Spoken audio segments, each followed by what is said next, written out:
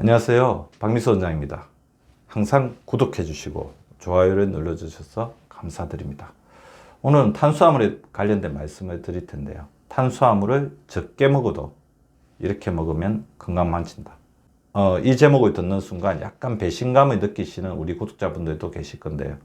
박미수 박사는 항상 탄수화물을 줄여서 먹어라, 적게 먹어라 그렇게 이야기하더니 오늘은 또 탄수화물을 적게 먹어도 건강을 망칠 수 있다 이렇게 이야기하니까 어느 장단에 춤을 추라는 거냐 그렇게 느끼시는 분들도 있을 겁니다. 근데 자세히 들어보면 당연한 이야기라고 생각하실 건데요. 저뿐만 아니라 주변에 이제 탄수화물의 위험성을 이야기를 많이 하고 탄수화물을 줄여서 먹어라 그렇게 이야기하시는 전문가분들이 굉장히 많죠. 그래서 탄수화물이 굉장히 위험하다고 생각하고 계실 겁니다. 그 이유는 바로 여기 있습니다. 일단 너무 많이 드시죠. 우리나라 사람들은 탄수화물을 너무 많이 먹고 있습니다. 더불어서 맛있는 정제 탄수화물들, 혈당 지수가 높고 단맛이 굉장히 강한 정제 탄수화물들이 대량 생산됩니다. 그리고 현대인들의 스트레스는 어마어마하죠. 이런 스트레스를 완화시키는데 중독적 매개들이 굉장히 많이 활용되는데 그 중에서 우리가 거의 죄책감을 크게 안 느끼고 먹을 수 있는 것이 탄수화물이라는 거죠.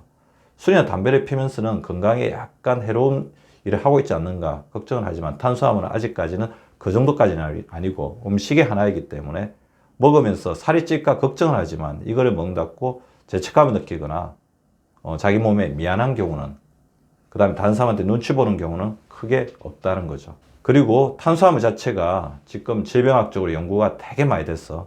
당뇨, 비만, 장루수증후군, 치매 그리고 만성염증으로 인한 각종 질병, 나아가서는 암까지도 일으킨다고 알려져 있을 정도로 만병의 근원으로 지목되고 있기 때문에 탄수화물을 적게 먹으라는 것은 아주 강력한 설득력을 가지고 있고 그것은 매우 중요한 건강학적 원칙입니다.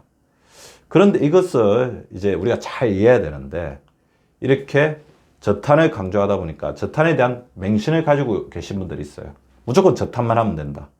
탄수화물을 적게 먹으면 된다. 그러면 나는 내 할 바를 다 했다. 그렇게 생각하는데 그것이 오히려 건강을 망칠 수도 있습니다. 저탄에 대한 맹신은 위험합니다. 하버드대 공중보건대 연구팀이 평균 50세 성인을 대상으로 37,233명의 20년간 추적 관찰했죠. 그리고 이 연구 결과를 자마, 인터넷 메디슨, 미국 의학협회지 내과 학회지 저널에 발표를 했는데요. 저지방, 저탄수화물을 한 사람들은 그렇지 않은 사람과 장기적인 사망률에서 크게 차이가 없었다는 겁니다. 굉장히 놀라운 연구 결과죠. 저탄수화물, 저지방 했는데 왜 그럴까?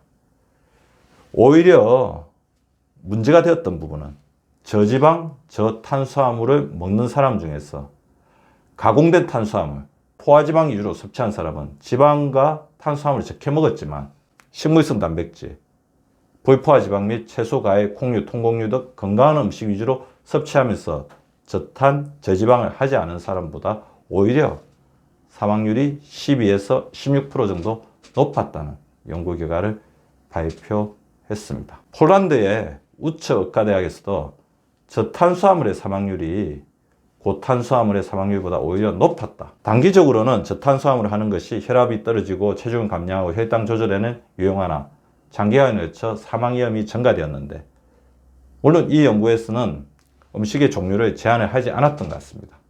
저탄수화물을 하는 사람 중에서는 탄수화물의 양만 제한했던 거죠. 포만감을 위해서 오히려 단순당, 탄수화물의 어떤 전체적인 양은 줄었지만 탄수화물의 종류 중에서 혈당을 확 올릴 수 있는 달콤하고 감미로운 그런 음식 위주로 섭취를 하는 사람들이 많았다는 거죠.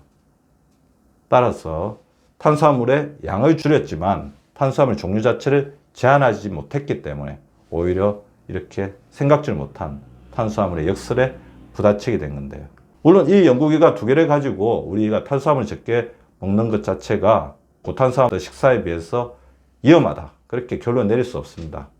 우리가 이런 결론을 내리기 위해서는 수많은 연구 결과를 다 분석하고 그것을 과학적으로 검토하는 이제 메타 분석이라는 단계를 거쳐야 되는데요. 그렇지만 이 연구 두 개에서 우리에게 주는 시사점은 분명합니다. 탄수화물을 적게 먹느냐, 지방을 적게 먹느냐, 양이 중요한 게 아니라 그 탄수화물이 건강하냐, 그 지방이 건강하냐. 즉 아무리 이제 양을 적게 먹더라도 탄수화물과 지방을 적게 먹더라도 그 탄수화물과 지방이 건강하지 않으면 정제 탄수화물이나 가공된 탄수화물이고 포화지방산이 많은 지방이라면 건강에는 해로울 수 있는 것입니다. 탄수화물을 적게 먹어도 나쁜 지방을 많이 먹거나 나쁜 탄수화물 위주로 먹으면 아무 소용이 없다는 거죠. 주변에 이제 저탄고지를 하시는 분들이 많은데 굉장히 오해를 하고 계신 분들이 있더라고요. 저탄을 하니까 지방은 마음껏 먹어도 된다. 포화지방이든 기름진 지방이든 상관없다. 그러면서 그런 어떤 기름진 지방을 먹었는데 오히려 검사를 했을 때는 콜레스테롤이 올라가 있고 여러 가지 혈관의 지표들이 굉장히 나빠진 경우도 볼 수 있었습니다. 따라서 제가 다시 말씀드리고 싶은 거는 저탄 굉장히 필요합니다. 왜냐하면 탄수화물 중독이고 탄수화물을 과도하게 섭취하는 현대적인 음식 환경에서는 탄수화물을 줄여 먹는 것이 필요하지만 탄수화물을 줄여 먹는 것 못지않게 3대 영양소를 골고루 섭취하는 것들이 중요하죠. 그래서 제가 항상 드리는 말씀이 탄수화물을 가급적 줄이고 그 다음에 지방은 적당하게 좋은 지방으로 섭취를 하고 단백질을 충분하게 섭취하는 우리 한국적 환경에서는 그렇다는 거죠. 왜냐하면 탄수화물 섭취가 지금 현재는 필요 이상으로 많기 때문이죠. 따라서 무조건 저탄 대신 알맹이 음식으로 조금 전환해서 이제 식사를 해보시기를 바라는데요. 탄수화물, 지방, 단백질의 비율이 6대 2대 2. 그리고 조금 더 조절을 하고자 하는 분들은 탄수화물, 단백질, 지방을 4대 3대 3 내지는 4대 4대 2로 조절을 하셔도 됩니다. 그렇지만 무조건 탄수화물을 줄여가면서 이것들을 보충하기 위해서 지방의 함량을 과도하게 높이거나 아니면 탄수화물의 어떤 종류를 단순당 위주, 정제 탄수화물 위주로 가게 되면 오히려 건강상에 악영향을 미칠 수가 있다는 거죠. 그 다음에 하루 30g 이상의 섬유질과 1g 이상의 칼슘, 그리고 필수 비타민과 미량, 무기질이 풍부한 음식을 섭취하시길 바랍니다. 소금 섭취량은 5g 이하면 좋겠죠. 그래서 제가 제안하는 거는 토종 음식이면 좋다. 푸드 마일리지가 높지 않은, 그러니까 푸드 마일리지는 음식이 우리 식탁에 오는 데까지 많은 거리를 여행해야 된다. 그러니까 외국에서 오는 음식이나 수입식품들을 이야기하는 거죠. 푸드 마일리지가 가급적 높지 않은 로컬푸드, 따라서 토종 음식을 드시는 게 좋은데 한식이죠. 근데 한식에서 너무 짠 부분, 그 부분만 잘 조절해서 드시면 가장 최고의 알맹이 음식이라는 것입니다.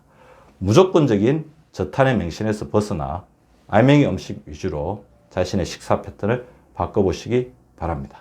구독과 좋아요는 박미수 박사 TV를 지속시키는 생명력입니다. 많이 구독해 주시고 좋아요를 눌러 주시기 바랍니다. 항상 감사드립니다.